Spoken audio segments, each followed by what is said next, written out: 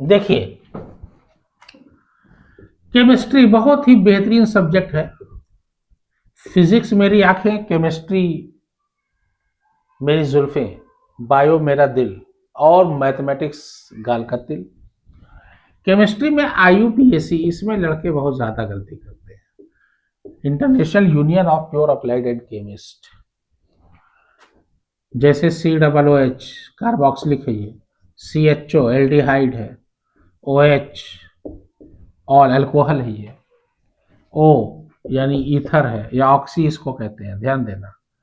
और उसके अलावा जो है single bond an alkane, double bond in alkene, triple bond in alkyne. यही सारा खेल है बस केमिस्ट्री में, बाकी कुछ नहीं है यार। और हाइड्रोजन ग्रुप आ जाएगा। हाइड्रोजन ग्रुप में कौन कौन से आएंगे? फ्लोरीन, क्लोरीन, ब्रोमीन और आयोडीन, 4 आएंगे। बस यही खेल है। देखिए COOH, इसका जो है ना, जब स्ट्रक्चरल फॉर्मूला आता है ना, उसमें गलती करते हैं बच्चे बहुत ज्यादा। अच्छा हाँ, एक CO है कीटोन, मैं भूल गया, ये CO मैं लिख देता हूं ऐसे, ये होता है कीटोन।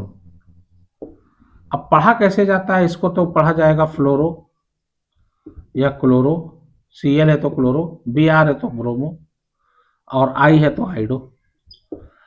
ये प्रेफिक्स है, यानी इसको पहले पढ़ा जाएगा। ध्यान देना, इसको पहले पढ़ेंगे। एक प्रेफिक्स होता है और एक सफिक्स होता है, आपको पता होगा।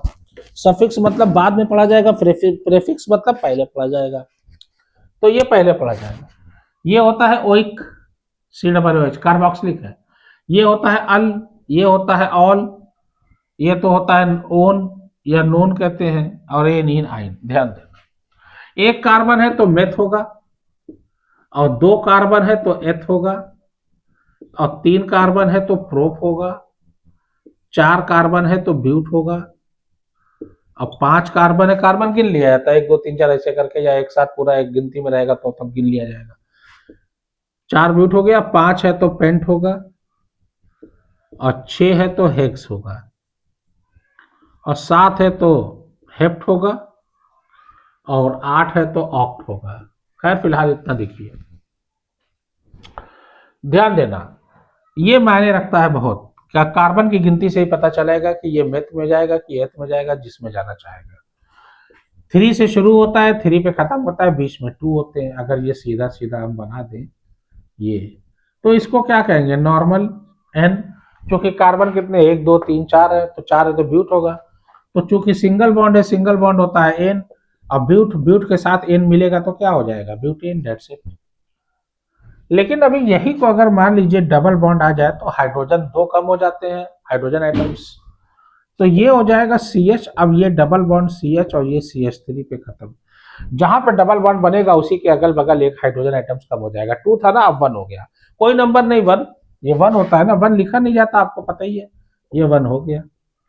डबल बॉन्ड, डबल बॉन्ड होगा, इन होगा, तो ये क्या हो जाएगा? चूंकि 4 कार्बन है, 1 2 3 4, तो ये हो जाएगा ब्यूटीन।